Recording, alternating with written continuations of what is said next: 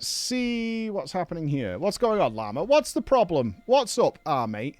I get people don't want to hear negative things. Well, let's face reality. There are no major quality of life or UI updates in over a decade. The mobile version getting features we can't get in retail, adding to FOMO and resentment. DC Travel killed Player Founder in NA. Why isn't it all combined and shared? Massive technical and technological debts due to old infrastructure. Nothing incorrect here so far. The Dawn Trail MSQ not delivering on many fronts. Sure. No clear long-term roadmap of new innovation. Updates unlike nearly every other MMO out there does. Yeah. I mean, WoW does it now. Other games do kind of do it, but not all of them. Guild Wars 2's roadmap is... That's not to say about Destiny either. Peak WoW, Exodus, COVID lockdown, record Twitch viewership, and parasocial behavior, plus amazing Endwalker MSQ, now returning to pre-Stormblood numbers. This was expected, but the drop-off is shocking. I disagree. I mean, I think it's expected. Absolute dog water new player experience using their early 2000s busted website. Yes. Agree.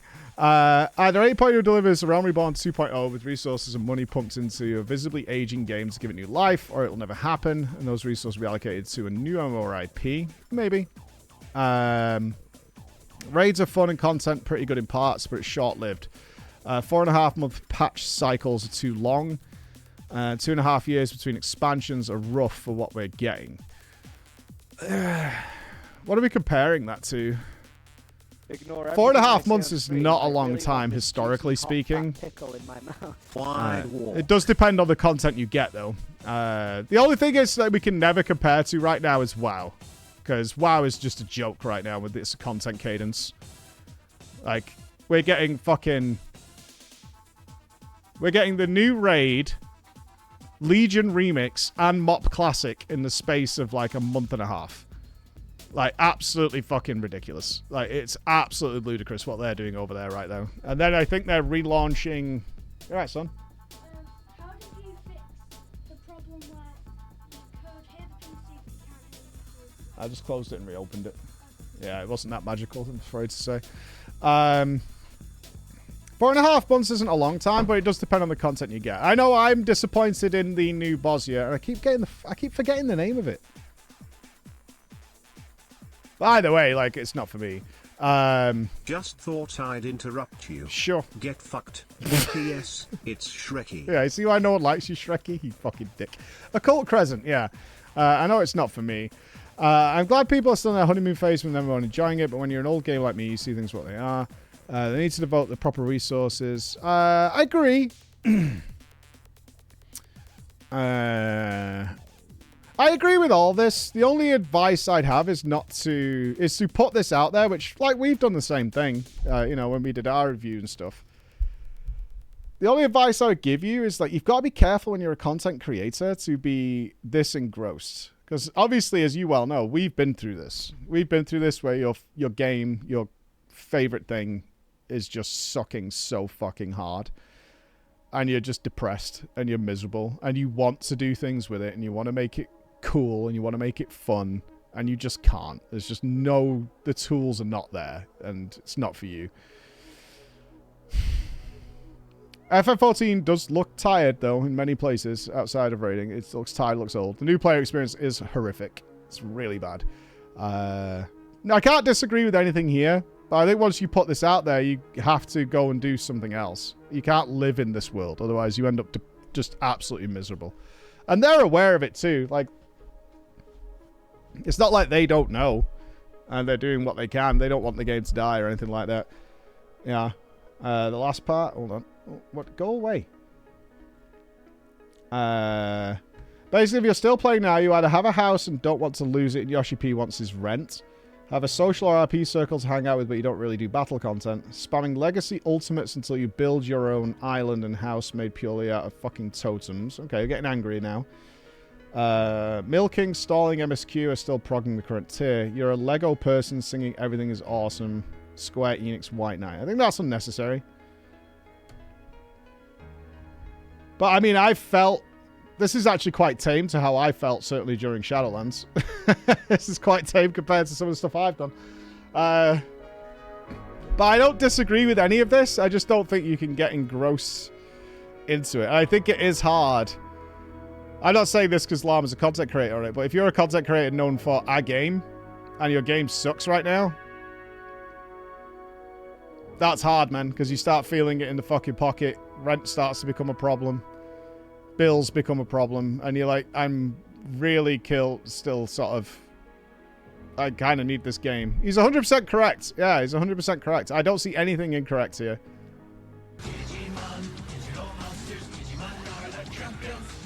The new player experience is why I can't do FF14. Yeah, it's hard. It's hard. Yeah, I don't see anything wrong here. Here's the issue that I see, or what I saw happening, is that people who still feel this way, general gamers, while there's a few hardcores who will fight tooth and nail to get it back and want it to be good again, the overwhelming majority of people just go and play other things. And they just don't think about it again. And then they'll wait until they find out if something's good and worth coming back for, and that's it. And that's not incorrect either. That's not incorrect either. It was, I know we've had dinner and stuff, and obviously, I've spent a lot of time with a lot of content creators, especially who can't transition. I'm not saying this is Llama, by the way. I'm just saying in general, this is the topic of conversation. Is when they can't transition to multiple games or varied gaming. We're lucky that we were able to do that. And the resentment and anger you start to feel on a daily basis is really unhealthy. And what I realized very quickly is, like, how's best to put this? If, let's just mute this for a sec. When it comes to, like, content creation, you might make stuff on a game. So for me, it would be WoW. And there are many people who are like, when it comes to WoW content, I like yours the best. But I do need both of those ingredients for it to work. And when that massive casual player base just like, I'm not going to play it anymore, I'm kind of bored of that game, goes to play something else, they're not generally going to stick around just for you. A very tiny portion will. They need both those ingredients to be good. And it's very humbling, horrible experience. And I'm only saying this, I'm not like slagging Llama off here, because I don't think he said anything incorrect. What I'm saying is, it could be a very personal feeling. And when you see all the problems, like I did, I've been through this. When you see all the problems, and you're like, this isn't even that hard of a fix, really, for a lot of things. And it's not happening. It's just so depressing. Like, literal depression. Literal depression. Which I think I was close to. I'm not a depressive person by any means, but in Shadowlands especially, I was like, I think I'm borderline depressed at this point. I think I'm really on the cusp of being in actual depression. Of trying to force joy out of a dead rock. Do you know what I mean? It's frustrating when it's the game you love and you see all those possibilities of what could be. And not to say you're the authority on it, but you're like, there's just so many obvious problems here. So many obvious problems that could be fixed. Like, I'm fine with Dawn Trail, personally, but I'm also of like, oh, this isn't for me. Like Occult Crescent. Okay, we're going to go play something else. And I just don't let myself get that engrossed ever again. Like, I'm alright. Okay. I want the game to do really well. I'm excited for the next expansion. I'm excited to see where they go with it. What they're building on. But I'm never going to let myself get engrossed to the point of, like, rage anymore. With any game. Not doing it. I refuse. I think it did me a really bad turn mentally to be that invested. And remember how community was hating on you for leaving and betraying WoW? I mean, still to this day. Like, I was actually talking to the taxi driver. I had to get a taxi this morning because I had to bring some stuff to the office. And he's picked me up a few times over the years. And he's always asking me about it. And one of the things he asked me about today was, like, the stress of the job. And I'm like, oh, it depends. On the one hand, you're getting death threats. You know, I've had all those over the years. Everything from death threats to being called a god and blah, blah, blah, blah, blah. And it's like, it's a lot to manage as things go on. But you can't do anything about that. All I can focus on is try to do the best I can do and make things that I think are really cool. And if people hate that, then that's okay. What am I supposed to do about that? right? What am I supposed to do about that? Feel like I fucking hate this thing. All right, I mean, seemingly, a lot of people don't hate it, and that's okay. That's go away. Ian asking you if you quit is still the best thing ever. Yeah, and look, my relationship with Blizzard has never been better. It's hilarious, really. It is actually, to me, if I think about it, if I zoom out on it, my relationship with Blizzard now and over the last, since I left Shadowlands, has never been better. They're more open to me. They take more risks with me. They use me in several occasions as a sounding board for things. They trust me more than ever to do things they wouldn't let anybody else do. And they like figure things out, and I'm the test bed for it. I'm like, where was this when I was doing all the WoW content creation? And they were like, we thought you were an untrustworthy piece of shit, is generally what was going on. I'm not going to say where I heard that, but we genuinely thought you were a hate-filled, untrustworthy piece of crap. And I was like, based on what? And then they're like, honestly, and this is the truth, forum reaction to some of the stuff you did. But then when they dug into my content, which they didn't do, the thing that kicked off, why? I mean, people might say, aren't they better working with you now because you don't do intense WoW content creation? That's not the case.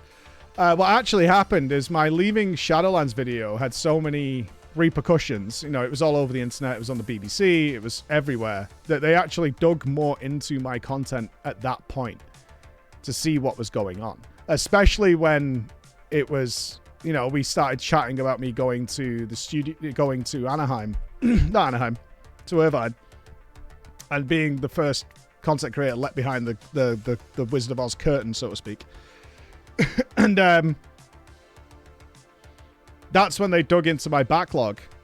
And that's when Ian said to me, is like, yeah, you've said some horrible things, but honestly, everything we found was fair. And now they're much more open to doing stuff with us and talk to us and do all those kind of things. So yeah, it was very interesting. BBC plays games. Well, we had the BBC article, and then it was like IGN, and then PC Game. It like circled all over the place. It was really weird. I mean, I was at that time the biggest WoW content creator on the planet, right? So it was considered quite a big deal.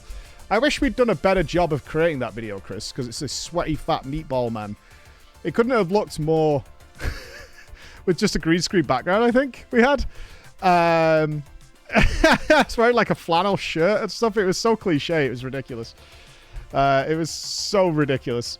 Asmon had me beaten in streams, but everywhere else I was far higher.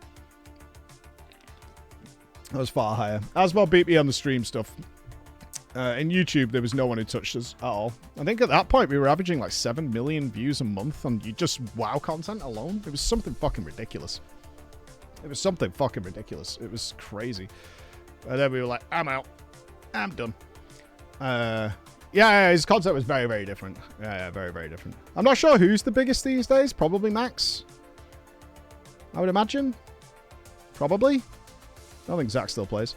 Just happy WoW has changed. Well, I mean, getting around it. I'm not trying to stroke my own bollocks here. It's more the case of... It's, everything is correct here, but you also can't change it. They're aware of it internally, and they'll be working on it. Yoshi P cares very much about what he's doing. They absolutely know all these things, right? They're not blind to it. But you can't let it dominate your life. That's all. You can't let it. Seasons kills it for me. Does any MMO feel like one continuous world these days? I don't think so. Old school RuneScape.